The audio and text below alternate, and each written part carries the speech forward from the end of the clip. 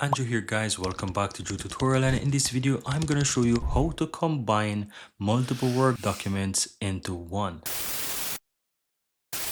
So how do you go about doing that? You want to go ahead and first open the Word document that you have.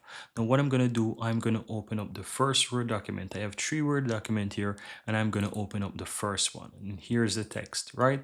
Now in order to combine the other 2 documents that you saw there, all I have to do is just simply click on Insert. Then you want to look for Object, click on that drop down there and select Text from File. And then you want to just simply go ahead and press Ctrl on your keyboard and select the other documents that you want. Now, once you select those documents, simply click on Insert, and you will see that the other documents are inserted. I want to show you something as well. Let me click Ctrl plus Z.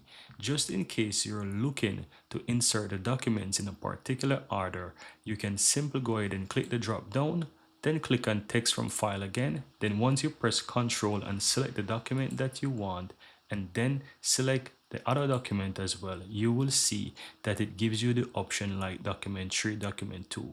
You can always go ahead and reorder this to what you want. So for example, I just have 2 files here. I can simply go ahead and press Ctrl X and then put a space there, then press Ctrl V and kind of rearrange the order there. So if you have multiple documents, you can just select the ones that you want and then reorder them.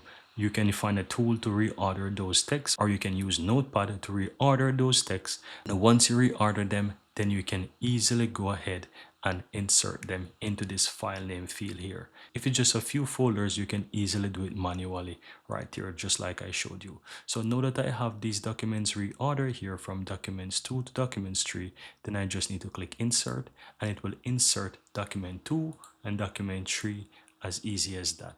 And that's how easy it is to combine multiple Word documents into one Word document in Microsoft Word. Here you have it, guys. I really hope you found value within this video.